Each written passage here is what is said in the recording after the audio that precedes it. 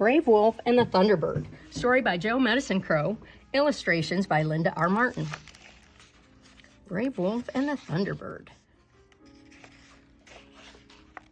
One day, a man named Brave Wolf went hunting in the hills. He did not return for several weeks, and when he came back to camp, he told his family and friends what had happened to him while he was gone. Look at the illustrations. While he was hunting, a huge thunderbird flew over and snatched him up in her giant claws. She took him to a high cliff overlooking a lake up in the mountains.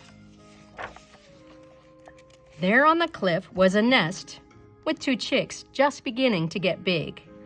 The mother Thunderbird said to Brave Wolf, "I have brought you up here for a purpose.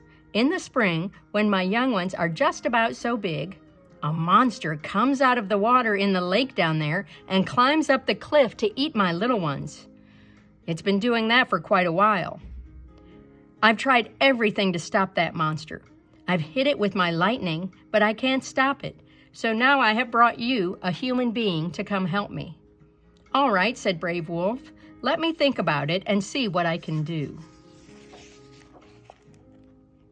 After Brave Wolf thought for a while, he said to the Thunderbird, "Go out and get me some dry logs. I want to build a fire."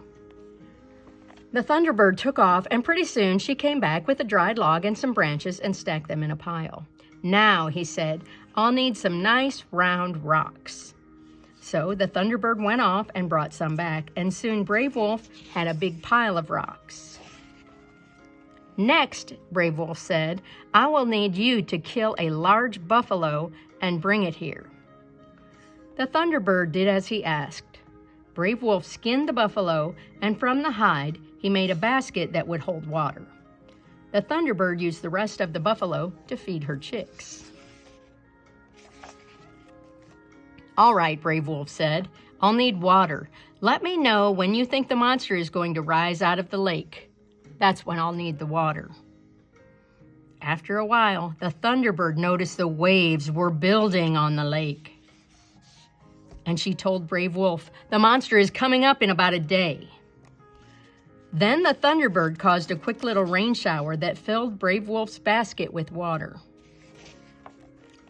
Brave Wolf built a fire right near the edge of the cliff, just where the monster would come up, and he heated the rocks in the fire. The monster was a great big snake, something like a dragon, and it started rising up out of the lake, and the waves got higher and higher.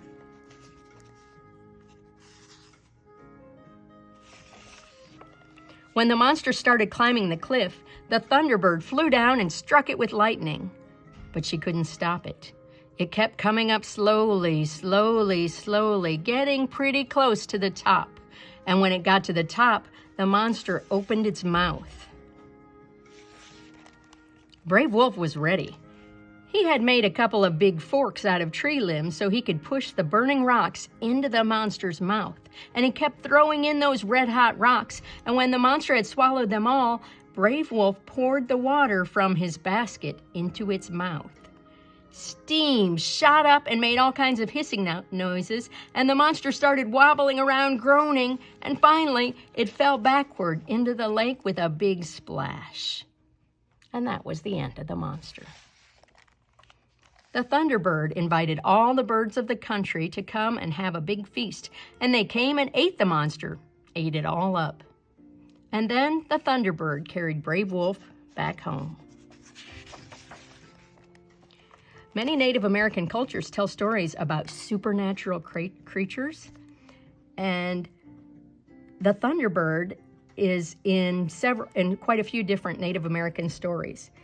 Crow people regard the Thunderbird as the most powerful of all spirits. The Crows say that the lightning bolts shoot out of the eyes of the Thunderbird, and when the Thunderbird flaps its wings and blinks its eyes, storms rage and rain pours down.